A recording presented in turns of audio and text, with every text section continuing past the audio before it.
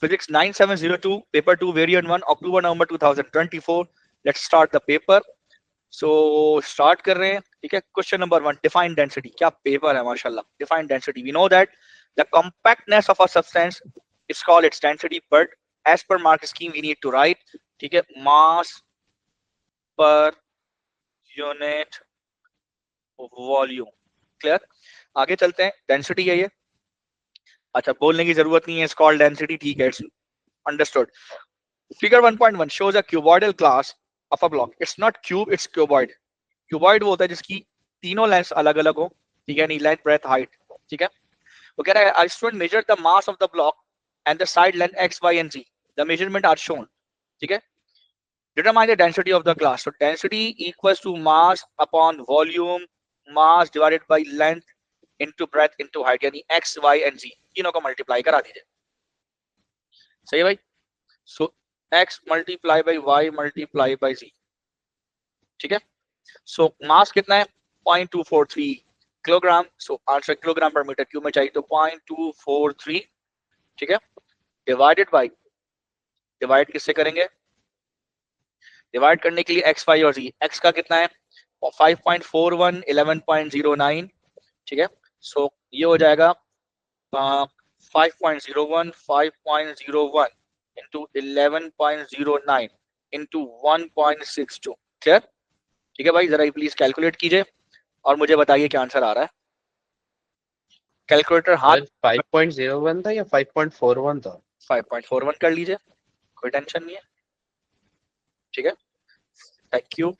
5.4 numerator में, अब तुम यूनिट के साथ चलो, ठीक है.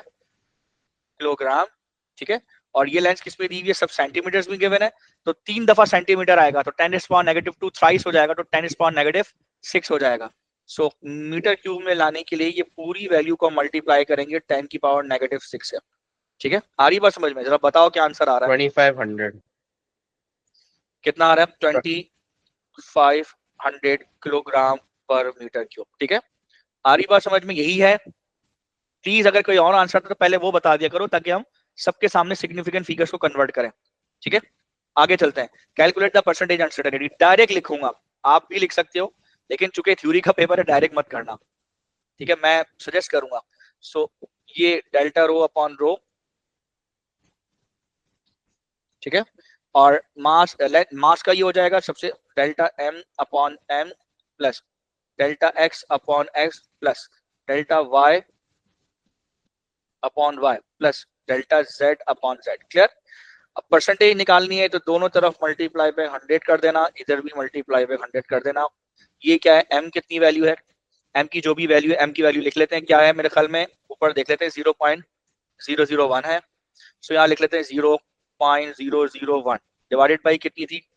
2.43 थी मेरे ख्याल में. 0.243 थी. सो इट्स 0.243 प्लस, और डेल्टा एक्स की वैल्यू मुझे वैल्यूज बताते चले जाओ. 0.01 थी आई थिंक, और डेल्टा और उसके नीचे जो एक्स की वैल्यू थी वो आई थिंक 5.41 थी. तुमने यही रेक्टिफाई किया था, है ना? 5.41 थी, जी जी. ठीक है.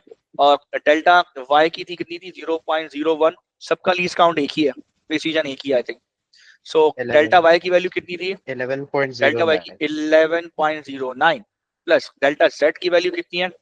वो है 0.01 divided by 1.62. Clear? Whole multiply by कितना हो जाएगा? 100 हो जाएगा. क्लियर जी? प्लीज आंसर बताओ, आंसर बताओ.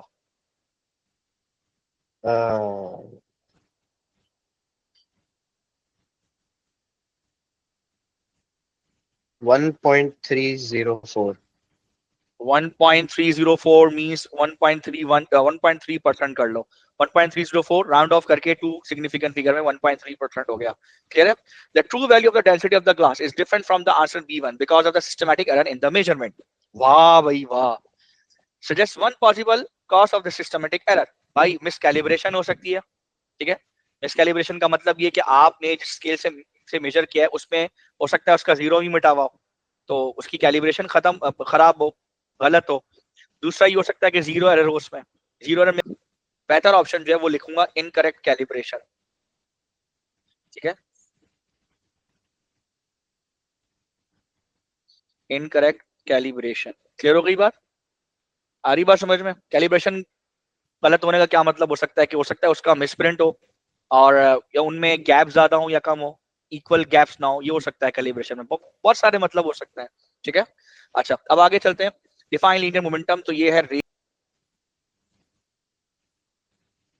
Of mass and mass and linear velocity, bracket में लिख दीजिए चाहिए तो, इसका लीनियर मोमेंटम। आगे चलिए, ये मोमेंटम वर्सेस टाइम का ग्राफ है। मैं क्या करता हूं थोड़ी देर के लिए इसको, अच्छा जो मोमेंटम वर्सेस टाइम के ग्राफ का शेप होगा वही वेलोसिटी वर्सेस टाइम के ग्राफ का शेप हो रहा है। शेप दोनों का सेम हो सकता है, शेप की बात कर रहा हूं। ठीक है, यानी अगर मैं इसका वेलोसिटी वर्सेस टाइम का ग्राफ बनाऊंगा वो भी इसी शेप का बनेगा। हाँ वैल्यूज डिफर कर सकती हैं, यहाँ एक्स एक्सिस तो नहीं लेकिन वाई एक्सिस में वैल्यूज डिफर कर सकती है। जब वेलोसिटी की वैल्यूज डालूंगा वो डिफर कर जाएंगे, लेकिन शेप यही रहेगा, याद रखिएगा। तो शेप को ध्यान में रखिएगा। आकार of mass 1800 kgs moving in a straight line. Figure 2.1 shows a variation with time t of the momentum of the car. Calculate the maximum speed reached by the car. So पहले maximum momentum check करो। So maximum momentum आपका किस जगह पर है? maximum momentum आपका इस जगह पर है, तो जाहिर है maximum speed इसी पॉइंट पर होगी भाई। क्लियर है?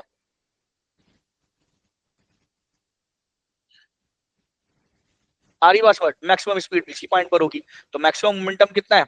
मैक्सिमम मोमेंटम है आपका 6 है 7 है 7.2 एक्सपोनेंट 4। सो आपका अगर मैक्सिमम मोमेंटम यानी मैक्सिमम मोमेंटम है, so mass into maximum velocity भी आप निकाल लेंगे यहां से। So maximum momentum 7.2 into 10 to power कितना है? 10 टू पावर 4 है न्यूटन सेकंड, और मास कितना है? 1800। तो यहां से v मैक्स आपने निकालना है। सो v मैक्स यानी मैक्सिमम वेलोसिटी निकाल लीजिए। सो 7.2 डिवाइड बाय 1800 कीजिए। सो ये मेरे ख्याल में क्या वैल्यू बनने वाली है? 40 meters per second. 740 मीटर पर सेकेंड। क्लियर? सो ये मैं अब यहाँ से, अच्छा मैंने क्यों लिखा यहाँ पे, क्योंकि जाहिर है मेरे पास ग्राफ इधर ही मौजूद था इसलिए लिखा मैंने यहाँ पे। आपने ये हरकत नहीं करनी पेपर के अंदर, आपने तमीज से जो जगह जिसकी है वहीं पर करना है। क्लियर है? आ रही बात समझ? Calculate the maximum kinetic energy. So kinetic energy momentum से भी लिंक करती है, आप डायरेक्ट भी निकाल सकते हो, वैसे p स्क्वायर अपॉन 2mc भी निकाल सकते हो डायरेक्ट। ठीक है, तो मैक्सिमम काइनेटिक एनर्जी है तो मैक्सिमम मोमेंटम से ही डिवाइड कर सकते हो। दूसरा काम आप ये कर सकते हो, हाफ एम वी मैक्स का स्क्वायर आप यहाँ से भी कर सकते हो, किसी कहीं से भी निकाल लो, कोई मसला नहीं है। सो 1/2 इंटू 1800, मैं ये वाली इक्वेशन यूज कर रहा हूँ। 1/2 into 1800 multiply by square of the 40। Please answer बताइए। 36 समथिंग कुछ वैल्यू आने वाली है, क्योंकि 1800 का हाफ जो है वो 900 होता है, और मल्टीप्लाई पे अगर आप 40 करें तो वो 36 का कुछ नहीं आती है सर, वैल्यू। ऐसा प्लीज नहीं बताइए। है। चले बता, 1.44 times 10 to the power of 6. 1800 का हाफ कितना होगा? 9 900. होगा। सर 9 4 1.44 into 10 की अच्छा पावर नहीं नहीं नहीं, वो आगे 40 का स्क्वायर है, मैं वो, तो ये 144 जाएगा। 140 की, हाँ ठीक है, वो आगे 40 का स्क्वायर है, सही है। तो वो मैंने वो स्क्वायर वाली वैल्यूज को इग्नोर कर दिया था, मैं एस्टिमेट करने की कोशिश कर रहा था। एनीवेज खैर, कैलकुलेटर्स नहीं करना है भाई, गलती जो है वो नहीं पालनी। Into 10 to power 6 joule. Clear? यही बात, यही वैल्यू है। जी सर. चलें आगे। जी sir. Show that the acceleration of the car is at t is equal to 4 second पे 5 मीटर पर सेकंड स्क्वायर है। तो भाई 4 सेकंड कहाँ है? ये रहा। चलो भाई तो मैं पकड़ लेते हैं 4 सेकंड पे ये है। ठीक है, अब ये ग्राफ मोमेंटम वर्सेस टाइम का ग्राफ है। तो अब आप एक बात ध्यान से याद रखिएगा, अगर इस ग्राफ का ग्रेडियंट निकालता हूं तो मुझे रिजल्टेंट फोर्स देगा, और अगर उसे मास से डिवाइड करूंगा तो एक्सप्रेशन आएगा। सबसे पहले इस ग्राफ का ग्रेडियंट मुझे क्या देगा? इस ग्राफ का ग्रेडियंट मुझे क्या देगा? ये इंपॉर्टेंट है। इस ग्राफ का ग्रेडियंट मुझे देगा delta P upon delta T, यानी रिजल्टेंट फोर्स। और रिजल्टेंट फोर्स बराबर होती है मास इनटू एक्सेलरेशन के। यानी इस ग्राफ का ग्रेडियंट जो है वो क्या क्या इंफॉर्मेशन देगा? एम ए का प्रोडक्ट देगा। सही है, तो इस ग्राफ का ग्रेडियंट निकालो और मास से डिवाइड कर दो, एक्सप्रेशन आ जाएगा, खत्म हो गई बात, कोई टेंशन ही नहीं है। सो इस ग्राफ का ग्रेडियंट निकालेंगे तो नीचे तो 4 है, ये 3 हो जाएगा। ओफो, ये 3 हो जाएगा, 3.246 3.6। सो अगर ग्रेडियंट निकालूं तो rise upon run is equal to M A. M A में भी लिख दो 1800, 1800 मल्टीप्लाई बाई एक्सप्रेशन। तो राइस कितना है? 3.6 एक्सपोनेंट 4। रन कितना है? 4। तो ये 1800 मल्टीप्लाई बाई ए हो जाएगा। तो सॉल्व करो प्लीज, एक्सप्रेशन बताओ कितनी वैल्यू आ रही है। निकल के जी आएगी। सर 5 आ रही है। ठीक है, इट्स ओके। ठीक है, कैलकुलेशन कर लो। ठीक है, मैं इसको भी हटा रहा हूँ यहाँ से। कुछ भी मत करना इसके साथ, जो है जिस जगह पे जहां पूछा गया वहीं करना है सारा काम। ठीक है,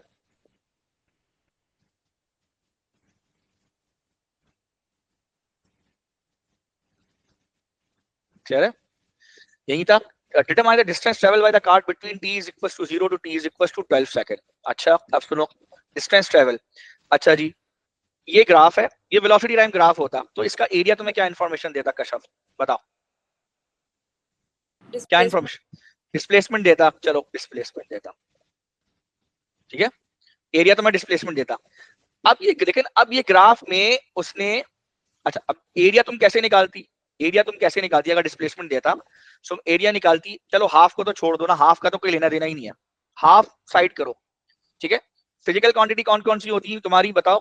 बेस इनटू हाइट में कौन कौन सी फिजिकल क्वांटिटी होती? बताओ। टाइम, टाइम होता और वेलोसिटी। वेलोसिटी होती। बहुत अच्छी। इसका मतलब वेलोसिटी और टाइम को मल्टीप्लाई करने में तुम डिस्प्लेसमेंट लेके आ रही हो, ऐसा क्या? क्लियर? जी सर। अब इसने क्या किया है, इसने इस पूरे ग्राफ के वाई एक्सिस को, पूरे ग्राफ के वाई एक्सिस में जहां जहां जहां जहां वेलोसिटी होनी चाहिए थी वहां वहां तमाम वैल्यूज को मास से मल्टीप्लाई करके इसे मोमेंटम बना दिया। सही है? ठीक है, सही सर।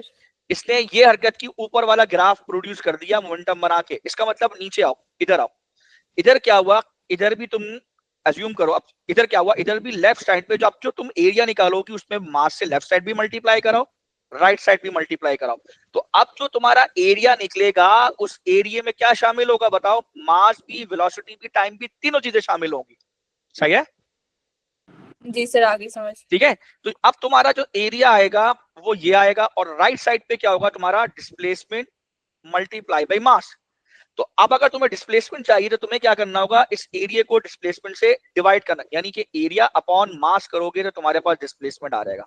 क्लियर है? आ रही बात समझ? क्लियर आ गई बात? सर ठीक है, तो तुमने यही करना है, तुमने इस एरिया को मास से डिवाइड करना है, तुम्हारे पास डिस्प्लेसमेंट आ जाएगा, खत्म कहानी। ठीक है, बिल्कुल लिंक करो कि सारे के सारा उससे। आओ करने की कोशिश करते हैं। ठीक है, ये सब चीजें मैं यहाँ से हटा रहा हूँ। चलिए निकालिए, क्या वैल्यू है? एरिया निकालिए। सो एरिया, मेरा कहना है कि एरिया पर यूनिट मास जो है आपको क्या देगा? डिस्प्लेसमेंट देगा या डिस्टेंस देगा। सो इसका एरिया निकालिए। ठीक है, बल्कि मैं पहले साइड में ही लिख लेता हूँ मल्टीप्लाई के फॉर्मेट में। क्लियर है? आ रही बात समझ में? सब चलते हैं आगे। ठीक है जी, बताइए एरिया कितना है? 1/2 मल्टीप्लाई बाई हाइट कितना है?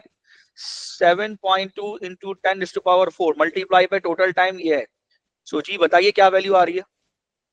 432,000। 432,000। ठीक है, हाँ मतलब 4 इंटू और हाँ, और ये डिस्प्लेसमेंट है, राइट साइड में डिस्प्लेसमेंट है, और डिस्प्लेसमेंट को मैं सिर्फ डायरेक्ट एस लिख लेता हूँ, या डी मल्टीप्लाई बाई क्या है? मास है। सो अब मास कितनी थी हमारी? 1800 था। सो 1800, तो 432 डिवाइडेड बाई 1800। 240। जी जनाब, कैसा? कैसा? ढूंढ लो मार्क स्कीम में ऐसा कोई तरीका मिले तुम्हें, ढूंढ लो। मुझे नहीं लगता ऐसा कोई तरीका मिलेगा मार्क स्कीम में, क्योंकि मैं दिमाग में ना मोमेंटम वाले तमाम ग्राफ्स को वेलोसिटी वाले ग्राफ, तमाम ग्राफ के साथ कंपेयर करता हूँ, सिर्फ एक्स्ट्रा मास उसमें सोचता हूँ। यानी ये अज्यूम करता हूँ कि इस मोमेंटम वाले में एक्स्ट्रा मास मौजूद है, तो जो जो इसके एरिया से निकलेगा उसको मास से डिवाइड कर दो, वेलोसिटी वाली चीजें निकल के आ जाएंगी सारी, बस खत्म। ये दिमाग में मैं ये रखता हूँ और हो जाता है सवाल सॉल्व। That's it. क्लियर? बाकी कुछ बच्चे जो है वो उसे दूसरे मेथड से भी करना चाह रहे हैं। मैंने इससे पहले भी एक ग्रुप को ये करवाया था, वो दूसरे मेथड से करना चाह रहे हैं। और मेरे ख्याल में कौन सी इक्वेशन है? 2AD is equal to v square minus u square, resultant force से करना चाह रहे हैं। यहाँ एम से मल्टीप्लाई कराएंगे, यहाँ भी एम से कराएंगे, बहुत लंबा मेथड है यार वो। सो मैं कभी भी उसको प्रेफर नहीं करता, तो ये सही है आपके हिसाब से। चलते हैं आगे। डिस्टेंस हमारा कितना आया यार? हाँ, ये भी तो सारा लिखना है हमने यहाँ पे। सो ये जो है वो, एक काम करते हैं,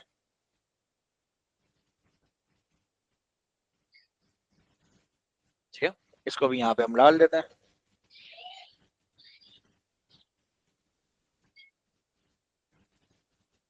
ठीक है, चलिए चले आगे। तो कह रहे हैं sketch on figure 2.2 sketch the variation with time t of the acceleration a of the car in b from t is equal to 0 to 12 तक। ये ग्राफ बनाओ एक्सीलरेशन वर्सेस टाइम का, बच्चों वाला सवाल है भाई। थोड़ी देर के लिए भूल जाओ ये मोमेंटम का ग्राफ है, ये वेलोसिटी के ग्राफ सोचो, क्योंकि मैंने आपको क्या बताया, मोमेंटम और वेलोसिटी टाइम ग्राफ दोनों का शेप एक ही जैसा है। अब अगर तुम ये सोचोगे कि ये वेलोसिटी टाइम ग्राफ है, तो यहां से लेकर यहां तक वेलोसिटी क्या है, बोलो? यूनिफॉर्मली इंक्रीज हो रही है, कांस्टेंट रेट से इंक्रीज हो रही है, ऐसा ही है? इंक्रीज विद कांस्टेंट रेट, सही है या नहीं है? जी भाई सर, जवाब दे दो और भाई। इसकी हम वैल्यू ढूंढ भी चुके हैं। जी जी जी बिल्कुल। इसका मतलब है कि यहां से लेकर यहां तक अगर वेलोसिटी इंक्रीज कांस्टेंट रेट से हो रही है, तो इस दौरान एक्सीलरेशन आपकी क्या होनी चाहिए, बोलो? एक्सीलरेशन आपकी क्या होनी चाहिए? कांस्टेंट होनी चाहिए, क्योंकि इसका ग्रेडियंट आपको क्या देता है, रिजल्टेंट फोर्स। अगर ग्रेडियंट कांस्टेंट है तो रिजल्टेंट फोर्स भी कांस्टेंट होनी चाहिए, ठीक है? और रिजल्टेंट फोर्स अगर कांस्टेंट है तो वो बराबर होती है एम ए के, ये भी कांस्टेंट होना चाहिए। तो इसका मतलब है एक्सेलरेशन भी आपकी कांस्टेंट होनी चाहिए। सो यहां से लेकर यहां तक एक्सेलरेशन कांस्टेंट है। और कितनी वैल्यू ढूंढी हमने, बताओ वैल्यू क्या है? 5.0। सॉरी 5.0 मीटर पर सेकेंड स्क्वायर। मजे की बात, इसका जो ग्रेडियंट है वो देखो और इसका ग्रेडियंट वो देखो, दोनों की स्टिफनेस देखो, इसकी स्टिफनेस डबल है इसके कंपैरिजन में, इसकी इंक्लिनेशन डबल है इसके कंपैरिजन में, इसकी हाफ इंक्लिनेशन है इसकी डबल है। देखते ही सारी सोचो कैसे, नंबर ऑफ बॉक्सेस गिन लो, ठीक है? ये है 1 2 3 4 5 6 7, ठीक है? 7 एंड समथिंग 1 बॉक्स, 7 5 वाले बॉक्स और ये 1 बॉक्स, ठीक है? 1 2 3 4 5 6 7 और 8। तो मैं थोड़ी देर के लिए 7/8 दिमाग में रखो, ठीक है? अब इसकी इंक्लिनेशन देखो जरा, वही बॉक्स है, 1 2 3 4 5 6 7 एंड इसको छोड़ दो, तो न्यूमरेटर में तो 7 ही आएगा, डिनोमिनेटर देखो 1 2 3 4, नीचे 4। तो देखने से ही लग रहा है इसकी इंक्लिनेशन इसके कंपैरिजन में डबल है। यानी मैं विदाउट कैलकुलेशन भी कह सकता हूं कि इसकी जो एक्सेलरेशन आएगी यहाँ पर, ठीक है, यानी कि जो हमारी रिटार्डेशन या डिसलेशन आएगी वो आएगी आपकी, ठीक है, कितनी, 10 मीटर पर सेकेंड स्क्वायर। ये मैं देखते ही साथ ही ये प्रिडिक्ट कर सकता हूं। और अगर आपको नहीं समझ आए, आप निकाल लीजिए भाई, यहां से लेकर यहां तक एक्सेलरेशन मेजर कर लीजिए। ये आपका राइज है, राइज पे 7.2 है, आप निकालें बैठ के, पहले रिजल्टेंट फोर्स निकालें, फिर मास से डिवाइड कराएं, लंबा काम करें। मैंने डायरेक्ट पता कर लिया इंक्लिनेशन से, ठीक है? अगर आप निकालना चाहें तो उसका भी रास्ता है, वो भी बता देता हूं कैसे, ठीक है? जिसको नहीं समझ में आ रहा वो निकाल ले बैठ के, ठीक है? वो इसकी एक्सेलरेशन मेजर कर ले। तो एक्सेलरेशन कैसे मेजर करोगे, सबसे पहले इसका ग्रेडियंट निकालो। सो इसका ग्रेडियंट आपको क्या देगा, वो देगा रिजल्टेंट फोर्स, ठीक है? और ग्रेडियंट कितना है, आप देखो राइज में कितना है, राइज अपॉन रन, और ये रिजल्टेंट फोर्स एम ए का प्रोडक्ट होता है। राइज कितना है, 7.2 इंटू 10⁴। रन कितना है, ठीक है, 12 माइनस 8 करो, 4 बचता है, और मास है 1800 मल्टीप्लाई बाई एक्सेलरेशन। जरा प्लीज डिवाइड करना, बताना क्या आंसर आ रहा है। जी एक्सेलरेशन की क्या वैल्यू आ रही है, जल्दी बताओ। सर 5.0 ही आ रही है इससे तो। 5 क्यों आएगी, 12 सर माइनस 8। 10 आ रही है, हाँ 10 आ रही है। क्या कर रहे हो भाई, 10 आएगी, आ रही 18 बात? हो रहा है। यही समझा रहा था, ग्रेडियंट से पकड़ लो डायरेक्ट। अब इतना लंबा चौड़ा काम कौन करे, ठीक है? ठीक है, आ रही बात समझ में? तो वो ग्रेडियंट से पकड़ लिया मैंने, वो 10 है, ये 5 है। अब सुनना, लेकिन बात है ये माइनस का 10 है। हाँ, ग्रेडियंट नेगेटिव है तो माइनस का 10 है, ये प्लस का 5 है, ठीक है? और कहां से चेंज हो रहा है, 8 से। अब इधर देखो, तो यहां से तुम, ठीक है, प्लस का 5 करोगे 8 तक, ठीक है, और यहां से तुम्हारा माइनस का 10 हो जाएगा आगे।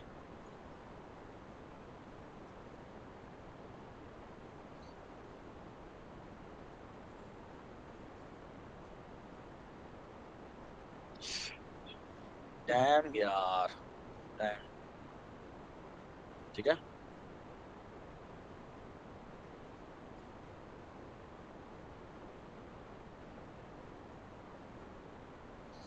आ रही बात समझ में भाई? ये आपका ग्राफ बन गया, टाटा बाय बाय। आगे next, state what is meant by work done by a force. Work done क्या करोगे भाई, ठीक है, द प्रोडक्ट ऑफ डिस्प्लेसमेंट या man force and displacement in the direction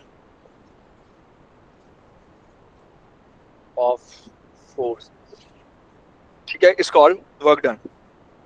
A block of mass m is raised vertically at a constant speed. बड़ी गहरी बात है. कांस्टेंट स्पीड का मतलब है जितना डाउनवर्ड वेट है उतनी अपवर्ड आपने लिफ्ट करने के लिए फोर्स लगाई है.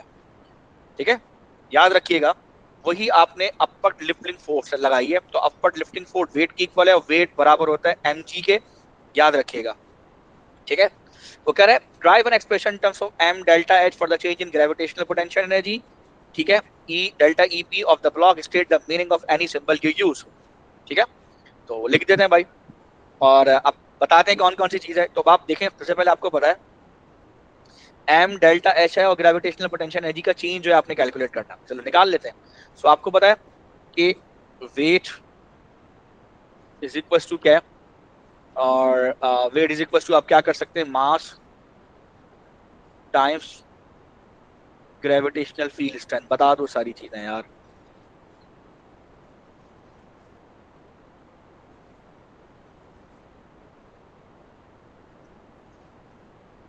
क्लियर, ये हमने बता दिया. इसके अलावा और कौन सी है, ये अपवर्ड फोर्स है.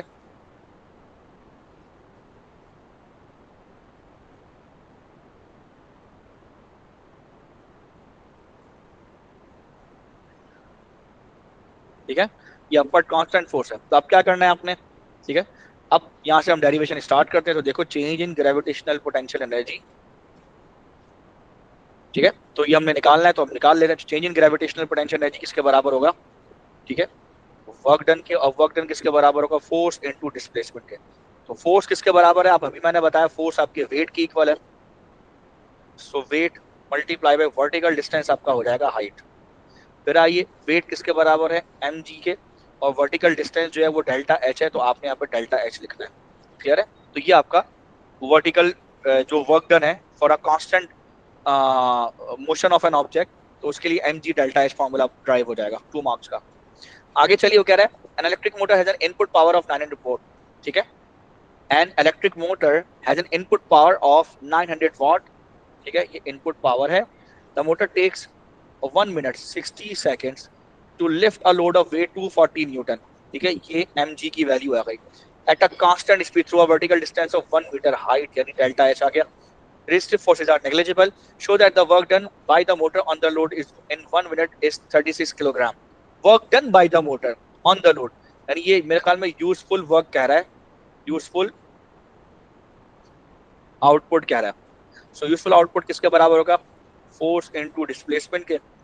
सो अपवर्ड कितना वेट लिफ्ट कर रहा है वो हम देख लेते हैं. तो अपवर्ड वेट जो है मेरे ख्याल में ये वेट दिया हुआ है. सो ये वेट हो गया multiply by delta H, height होनी चाहिए. सो 240 मल्टीप्लाई बाई हाइट कितनी है, 150. जी क्या वैल्यू आ रही है, 36 डबल ट्रिपल जीरो जूल्स. सो 336 किलो जूल आनी चाहिए. क्लियर, और यही है, यही वैल्यू है. जी सर. नहीं, उसने वर्क डन की बात की है ना, तो मैं यहाँ पर पावर क्यों लिख रहा हूँ, मैं यहाँ पर यूजफुल वर्क डन लिखूंगा. दोबारा से देख लें इस चीज को, कि यूजफुल वर्क डन होगा, पावर नहीं होगा. सो इधर देख लीजिए, useful work done which is output, ठीक है, is equal to F into D is equal to W into delta is equal to 250 into 240 into 150 equal to 36,000 joule is equal to 36 kilo joule. Clear है, इसको हम ठीक कर लेते हैं. ठीक है, नेक्स्ट चलते हैं. Determine the useful output power of the motor. उसी का पावर आपने निकालना है. सो पावर कैसे निकालेंगे, इसी का power useful is equal to work done. Work done भी कौन सा, यूजफुल वाला, divided by time. So 36 1 2 3 divide by 1 minute की बात कर रहा है तो 60 सेकंड की बात करेगा. ठीक है, जूल है, ये सेकंड है, डिवाइड कीजिए क्या वैल्यू आती है, 600 वॉट. ये आउटपुट है. अब एफिशिएंसी पूछेगा, so efficiency is equal to power useful output divided by total power input multiply by 100 भी करते हैं, लेकिन चलो अगर किसी ने परसेंटेज में भी लिख दिया तो कोई मसला नहीं है, ठीक है। तो आउटपुट कितनी है 600 वॉट डिवाइड बाय इनपुट कितनी है 240 थी, कितनी थी 90 इनपुट पावर थी 900 मल्टीप्लाई बाय 100 इक्वल टू कितना हुआ 66.7%. 66.7%। क्लियर है। Some of the power wasted the motor is dissipated by the resistance of the coil, ठीक है। अच्छा पावर डिसिपेशन है, कितनी दी हुई है ये पावर डिसिपेशन है। The coil of the motor is made from the wire of the total length 23 metre, ठीक है। The coil of the motor is made from the wire of which is total length 23 दी हुई है। The wire is a cross sectional area कितना दिया हुआ है, ये दिया हुआ है। डिस्ट्रीब्यूटिविटी कितनी दी हुई है, ये दी हुई है। रिकॉग्नाइज करो, ठीक है। क्या करें, calculate the current in the coil. Current पूछ रहा है, अच्छा भाई करंट निकालने के लिए आपको पावर दी हुई है, ये बहुत अच्छी बात है। तो आपको power is equal to V I, आपको वी चाहिए। वी कहां से लेकर आए, फंस गए। वी के लिए आर चाहिए, है ना।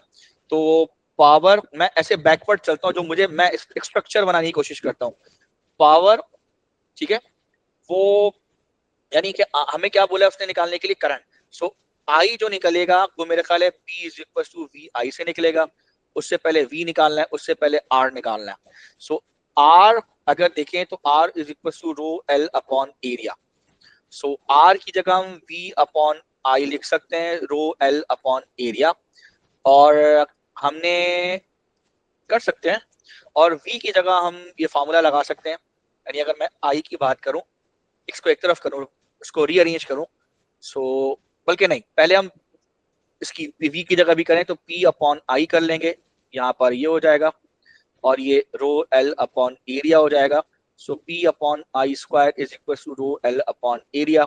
आई स्क्वायर को अगर मैं एक तरफ करके लिखूं, सो ये हो जाएगा P A upon rho L, और फिर इसका स्क्वायर रूट ले लीजिए, P A upon rho L. Please solve कीजिए, कुछ गलती ना हो बस।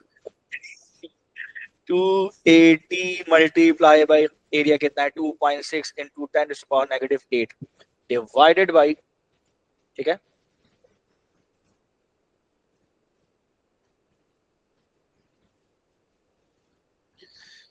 जी भाई, डिवाइडेड बाई क्या होगा, रो कितना है, वो है रिसीविटी 1.7 इंटू 10⁻⁸ मल्टीप्लाई बाई लेंथ कितनी है 23।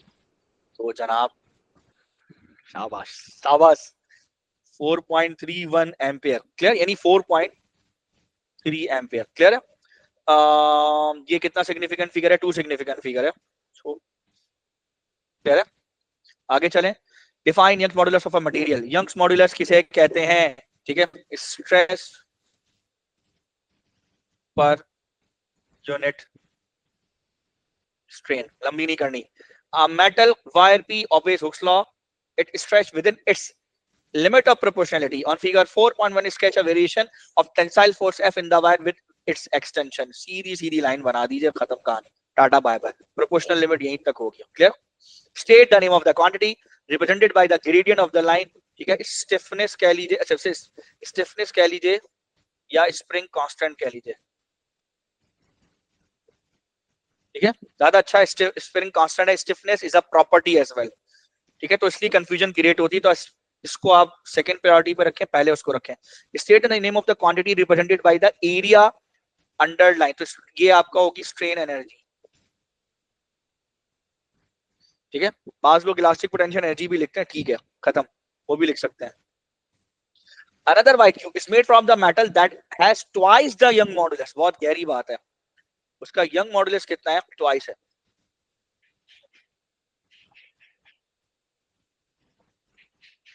ठीक है, ठीक है, ठीक है। अनदर वायर है जो कि Q है, उसका यंग मॉडुलस ट्वाइस है एज कंपेयर टू P, और कह रहा है कि wire Q has the same volume as wire P but double the cross sectional area of the wire P.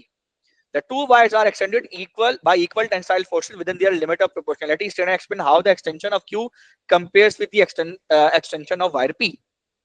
तो देखो भाई, तो सबसे पहले तो देखो एक्सटेंशन के लिए हम फॉर्मूला क्या यूज करते थे, पहले याद करो, फॉर्मूला एक पढ़ाया था, F L upon E A, फ्ली फोर्स पर unit area, stress upon strain करो, स्ट्रेस को फोर्स पर यूनिट एरिया करो, स्ट्रेन को चेंज इन लेंथ पर यूनिट लेंथ करो, वहां से ये फॉर्मूला आता है निकल के, ठीक है।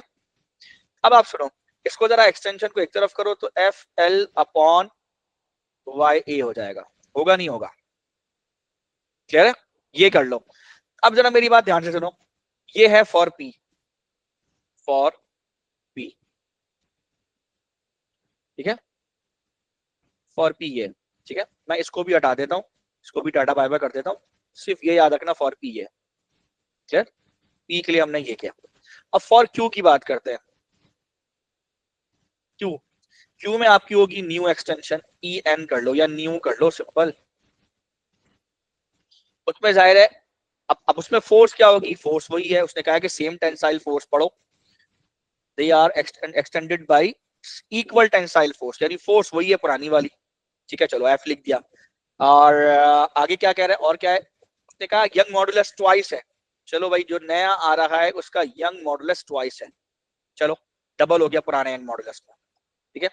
अच्छा जी, और एरिया के बारे में उसने क्या कहा कि सेम वॉल्यूम है लेकिन एरिया डबल है, इसका मतलब ये है कि एरिया भी डबल हो रहा है। अब भाई अगर वॉल्यूम वॉल्यूम होता है एरिया इनटू लेंथ, अगर वॉल्यूम सेम रखना है तो अगर तुम एरिया को डबल करोगे तो लेंथ को आधा करना पड़ेगा, क्लियर, आ रही बात समझ, यस और नो। सो ऊपर जो तुम्हारी लेंथ है, इस लेंथ को तुमने हाफ करना पड़ेगा, सही है। अब कितने सारे फैक्टर्स आ गए, ये टू ये टू ये टू, साइड करो तो वन अपॉन, साइड करो तो वन अपॉन टू टू करो, और बाकी सब एक तरफ कर लो, तो ये हो जाएगा एफ एल अपॉन वाई ए। तो एफ एल अपॉन वाई ए क्या है, ये ओल्ड कह लो इसे, ओल्ड एक्सटेंशन, तो जाहिर है ये 1/8 मल्टीप्लाई बाई ओल्ड एक्सटेंशन, और ये new extension. So old extension का 1/8 होगा new extension, new extension old extension की 1/8 होगी, क्लियर है, समझ में आई बात, क्लियर, ओल्ड कह लो, क्यू कह लो, उसको पी कह लो, इस तरह से तुमने इसको कंक्लूड करना है, ठीक है। तो यहाँ पे लिख दो एक्सटेंशन ऑफ, ठीक है, क्यू इज, ठीक है, इज 1/8 टाइम्स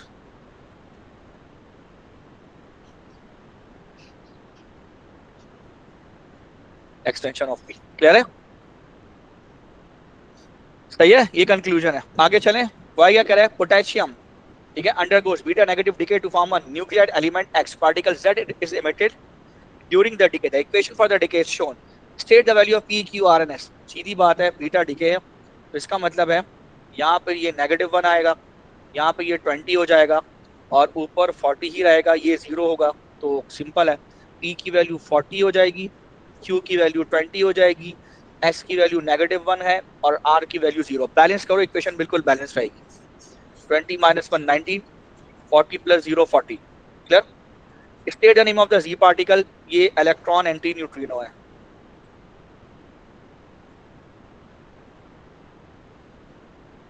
मेरे ख्याल में इलेक्ट्रॉन एंटी न्यूट्रिनो, ठीक है। इसके अलावा state the name of the class of the fundamental particle which the both beta particle and particle Z belong. Sir leptons ना, बिल्कुल बिल्कुल लेप्टॉन्स, ठीक है।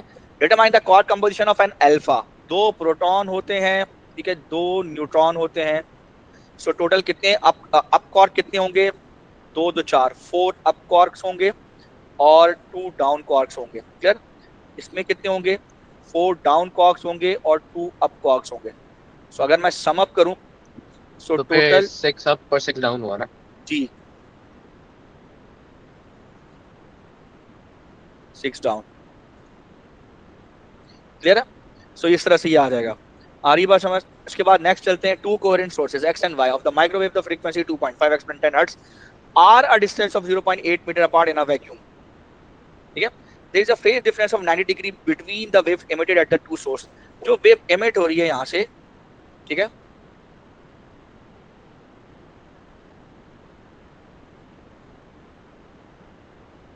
वो कह रहा है कि जो एमिट होने वाली वेव्स है, एक तो ये कोहेरेंट है, बहुत बड़ी बात कह की इसने, क्या हमारे दिल का बोझ हल्का कर दिया। यानी ये कोहेरेंट का मतलब इनका फेज डिफरेंस 90 डिग्री है, डेल्टा फाई, तो ये आखिर तक यहाँ तक ये डेल्टा फाई 90 डिग्री ही रहेगा। इसका मतलब है कि पॉइंट ए पे जो मैक्सिमा मिलना चाहिए वो मैक्सिमा नहीं मिल रहा, इसको मिनिमा मिले, मतलब स्लाइटली मैक्सिमा नहीं मिलेगा, मैक्सिमा और मिनिमा की बीच की कहानी होगी, मतलब मैक्सिमम एम्पलीट्यूड नहीं मिलेगा, उससे कम ही मिलेगा। यहाँ 90 डिग्री फेज डिफरेंस है बिटवीन 180 और 0 बीच में, फेज डिफरेंस 90 है। और कोहेरेंट का मतलब होता है कांस्टेंट फेज डिफरेंस आखिर तक रहना, यानी यहां से लेकर आखिर तक फेज डिफरेंस कांस्टेंट ही है इनका, यानी यहाँ भी 90 डिग्री ही रहेगा फेज डिफरेंस। समझना ये बात। क्या कह रहे हैं? अ microwave detects, a microwave detector move along the line PQ, which is parallel to the line joining the two sources and 2.3 meter away from it. Point O is on the line PQ and uh, point ठीक है, a point O is on the line PQ at the position that is equidistant from the two source.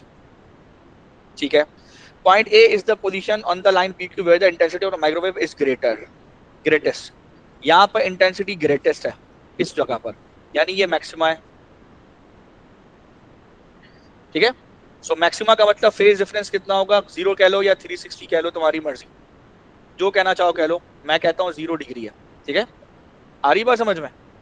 बोलो भाई, ये maxima है ना, तो यहाँ पे 0 डिग्री होगा फेज डिफरेंस, यस और no?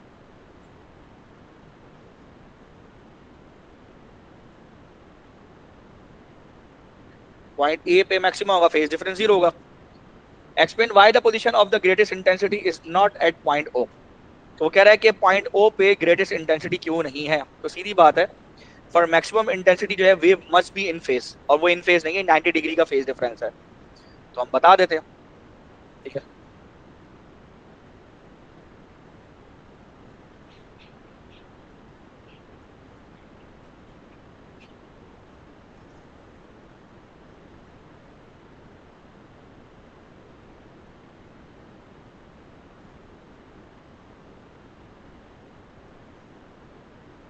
must be in phase.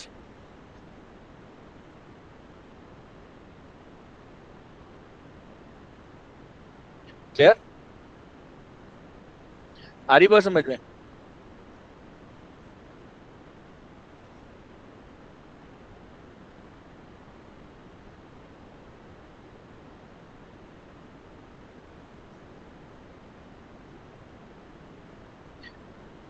ठीक है, फेज डिफरेंस कितना, 90 डिग्री, 90 डिग्री का फेज डिफरेंस है। ठीक है, देयरफॉर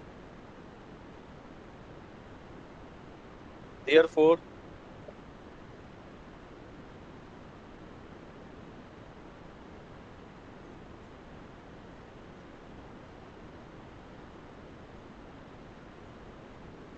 ठीक है, on figure 6.1 draw a cross to show the position of the point on the line PQ where the intensity minimum that is closest to point O occurs. Label this point P. वो कह रहा है कि minimum intensity जो है वो point O से closest हो। देखो ये 0 है, 0 के बाद अगर अगर 180 ढूंढूं तो 180 लेट से इधर आएगा, लेकिन अगर मैं इस 0 से कंपेयर करूं, ये डिस्टेंस 90 है, सुनना, तो इतने ही फर्दर डिस्टेंस पे, यानी फर्दर 90 पर, ठीक है, ये मुझे क्या मिलेगा भाई बताओ? हेलो, ये एक और मैक्सिमम आ जाएगा।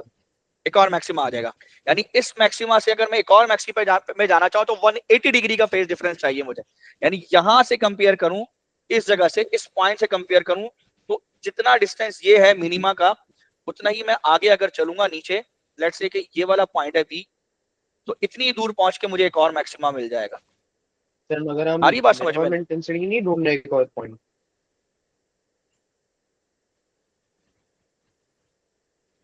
हाँ ना, सॉरी, मिनिमा ही मिलेगा ना। सर हमारे पास यहाँ पे फेज दो ऑप्शन फेज है ना। डिफरेंस, फेज सुनो सुनो सुनो, छोड़ दो उसको, सुनो सुनो सुनो, मैं सही बता रहा हूँ, पॉइंट ही बता, मिनिमा है, मिनिमा ही चाहिए, मैं बता रहा हूँ सही, रुक जाओ भाई। ये है मैक्सिमा, सुनना ध्यान से, पहले सुनो, ये है मैक्सिमा, ये है मैक्सिमा। ठीक है, ये है 0 डिग्री फेज डिफरेंस, ये है 90। अगला जो 0 से 90, ये 90 का डिफरेंस है ना, अगला इतना ही डिफरेंस, ये 90 फर्दर 90 ऐड करो, तो यहां से 0 से ये पूरा कितना हो जाता है, 180 हो जाता है, होता है नहीं होता? सो 180 डिग्री पे कौन सा इंटरफेरेंस होता है, कंस्ट्रक्टिव के डिस्ट्रक्टिव? बताओ। 180 पे डिस्ट्रक्टिव होता है सर। डिस्ट्रक्टिव ना, तो डिस्ट्रक्टिव में मिनिमम मिलेगा इस पॉइंट पर। आ रही बात समझ में या नहीं आ रही? ठीक है, ये सब हटा रहा हूं यहां से।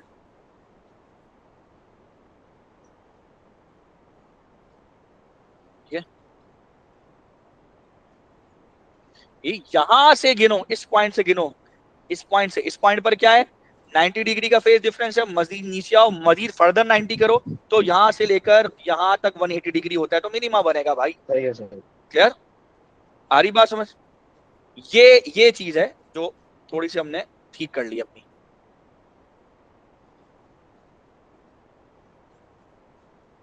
आते हैं आगे, अगला पार्ट। ठीक है, उसको हम क्रॉस कर दें, क्रॉस इसने बनाने के लिए कहा है तो भाई क्रॉस कर दो ऐसे इसको। ठीक है, अच्छा क्या कह रहा है, show that the wavelength is equal to क्या होता है, v अपॉन एफ फ्रीक्वेंसी। तो v कितनी दी हुई है, स्पीड, अच्छा माइक्रोवेव है, 3 इंटू 10⁸8 और फ्रीक्वेंसी गिवन होगी 2.5 एक्सपोनेंट 10। सो 2.5 एक्सपोनेंट 10 हर्ट्ज। जी बताइए जी सर, हो गया। क्या आएगी वैल्यू? यही बताओ एग्जैक्ट वैल्यू वैल्यू तो है। बताओ। 0.012 metre. Clear? For point A the line PQ, for a line A, for point A on line PQ, determine the phase difference in distance delta x traveled by the microwave from X and microwave from Y. Clear? अब सुनो, वो कह रहा है कि A point पर, A point की बात कर रहा है, इधर से ट्रेवल किया पॉइंट A पर और यहां से ट्रेवल किया पॉइंट A पर। ठीक है, और वो कह रहा है इन दोनों का फेज डिफरेंस निकालो, पर्पल कलर वाली जो डिस्टेंस है ना ये निकालो, इनका फेज डिफरेंस, इनका सॉरी पार्ट डिफरेंस निकालो, ये कहना चाह रहा है। अब पार्ट डिफरेंस कैसे निकाले? सो आपको फॉर्मूला पता है, फॉर्मूला पढ़ाया था मैंने, phase difference is equal to delta X which is the path difference. ठीक है, डिवाइडेड बाई दो पॉइंट्स के दरमियान का distance, divided by wavelength multiply by 360 degree. याद है ये? याद है जी? तो अब पॉइंट ए और पॉइंट ओ का फेज डिफरेंस कितना है, 90 डिग्री का। क्लियर है? सुनना, पॉइंट ए और पॉइंट ओ का फेज डिफरेंस 90 डिग्री का, इन दोनों का डेल्टा एक्स यानी पार्ट डिफरेंस निकालना है।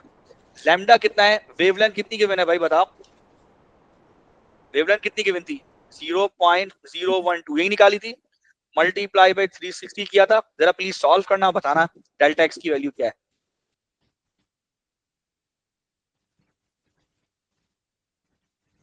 Sir 2.5। 3 into 10 to the minus 3. हाँ तो 0.0030 मीटर यही होगा। जी सही। कह रहे, या आप ये भी लिख सकते हैं डेल्टा एक्स की वैल्यू 3.0 इंटू 10⁻⁻123। कह रहे, जी सर।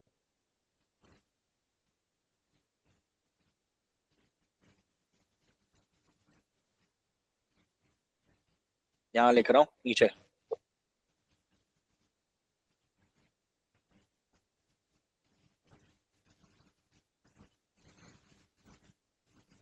ठीक है, use the formula for double slit interference of the light to calculate the distance between adjacent intensity of the maxima। यानी मेरे ख्याल में ये फॉर्मूला बोल रहा है lambda is equals to ax upon d।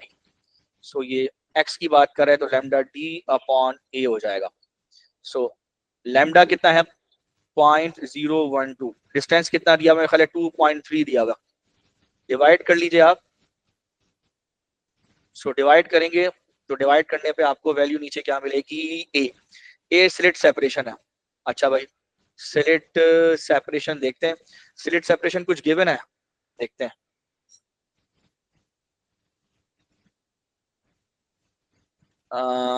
Sir आपके पास x की तो वैल्यू है। ये रही, किस कौन से x की वैल्यू, कौन से x की वैल्यू, वो ना ना ना ना ना, ये जो x था ये इन दोनों का पार्ट डिफरेंस है, यानी इसने कितना फासला तय किया, इसने कितना फासला तय किया, इन दोनों के डिस्टेंस का डिफरेंस है जो हमने डेल्टा एक्स कैलकुलेट किया है, जिसको तुम एन लैम्डा कहती हो, ये वो है, ये वाला नहीं है, फिर सेपरेशन वाला नहीं है, ना ना ना, ये अलग है, वो अलग है। क्लियर? अच्छा, अब नीचे क्या है तुम्हारे पास, ए है जो 0 पॉइंट कितना है, 0 पॉइंट हमने कितने थे 18 था। ये सॉल्व करो, एक्स की वैल्यू बताओ। खाली पॉइंट 0.1533. ठीक है, सो इसको x की वैल्यू को 0.15 में राउंड ऑफ करो। नेक्स्ट है फिगर 7.1, ठीक है, shows two resistor connected in series with the cell of electromotive force 1.5 volt and internal resistor 2.8, ठीक है। One of the resistor has a resistance 1.0, the resistor other resistor has a resistance R, terminal potential difference is 1.36, यानी यहाँ पर अगर मैं एक volt meter लगाऊं, ठीक है, तो इस वोल्ट मीटर में जो रीडिंग आएगी टर्मिनल वाली वो आएगी 1.36 वोल्ट, अंडर आएगी 1.5। इसका मतलब 1.5 में से 1.36 निकालो तो 0 पॉइंट कितना आएगा 14 वोल्ट, ये यहाँ ड्रॉप होगा। ऐसे ही चल है तो बैठे बैठे पता चल रहा है। कह रहा है one of the resistor has a resistance of 1 ohm, the other resistor has a resistance R, the terminal potential difference 1.6, show that the current in the circuit is 0.5 ampere, I into R plus, ठीक है, 1.0 ohm plus R, ठीक है, कुछ ये वाला scene है। So 1.5 equals to I into R कितना है 0.28 प्लस 1.0 प्लस और क्या दिया हुआ है, R की वैल्यू हमें नहीं पता। क्या R की वैल्यू पता है हमें? नहीं पता, ठीक है, तो एक काम करते हैं, कोई नहीं टेंशन हुआ नहीं है, कि हम E minus I small R equals V कर दें, क्योंकि अगर हमारे पास आर की वैल्यू हम बस वी डायरेक्ट मैं यहाँ से भी कर, मैं करंट निकाल लूंगा ना मेरी जान, मैं करंट निकाल लूंगा यहाँ से, वो कर तो दिया मैंने। सो 1.5 minus 1.36 is equals to terminal potential is equals to 0.14 volt. Current निकालने के लिए V अपॉन R कर लो, V upon small r, so 0.14 divided by 0.28 कितना होगा 0.5 एम्पियर का करंट होगा, होगा। जी सर। बस पुट टर्मिनल पोटेंशियल जो है वो 1.36 है और करंट हमारा 0.5 है। सो अब आप कंबाइंड रेजिस्टेंस निकाल लो, is equal to VT upon I, so 1.36 upon 0.5, इसको डबल कर दो 2.72 1.36.72 ओम्स, यानी 2.7 ओम्स हो जाना चाहिए इसको, टू सिग्निफिकेंट फिगर में, क्लियर है? आ रही बात तो समझ? फिर अगले पार्ट का आंसर हमारा 1.7 हो जाएगा। हाँ, you need to determine the resistance R, बिल्कुल ठीक है। तो कंबाइंड जो है वो क्या हो जाएगा 1.0 प्लस R, यही है ना, ठीक है। So combine 2.7 minus 1.0 is equal to R, और R इज इक्वल टू कितना आएगा 1.7 ओम्स, ठीक है। ये क्या है? अच्छा भाई, अब ये सवाल आ गया, figure circuit in figure 7.1 is disconnected and the two resistors are connected in a cell that new in parallel with each other, जबरदस्त, and the two resistors are connected to the cell the now in parallel। अब वो दोनों को parallel में लगा दिया, तो क्या मसला है, पैरेलल में लगाना क्या दिक्कत है,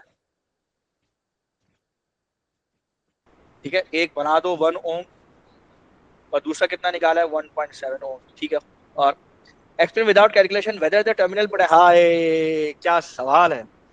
अब भाई पैरेलल में लगाने से जो कंबाइंड रेजिस्टेंस होती है ना वो कम हो जाती है। जब कंबाइंड रेजिस्टेंस कम होगी तो पीछे से करंट ज्यादा ड्रॉ होगा, और जब करंट पीछे से ज्यादा ड्रॉ होगा तो यहाँ पे करंट बढ़ जाएगा, यानी R तो कांस्टेंट है लेकिन करंट बढ़ जाएगा। इसका मतलब है आई आर का जो प्रोडक्ट है, जो वोल्टेज लॉस है, वो भी इंक्रीज हो जाएगा। जब ये इंक्रीज होगा सो ईएमएफ से में से वोल्टेज लॉस निकालो, ये चीज बढ़ गई, ईएमएफ उतना ही है, तो इसका मतलब है टर्मिनल पोटेंशियल कम हो जाएगा। सो वो यही पूछ रहा है, टर्मिनल पोटेंशियल ये VT ये डिक्रीज हो जाएगा, ठीक है। Power is conserve, so that must be decrease, तो मैं अभी लिख देता हूं। So external resistance is now smaller, so more current will be pulled, more current will be drawn from the circuit, increases voltage loss या more potential to drop across internal registers, hence lower terminal potential difference will be observed. कह रहे हैं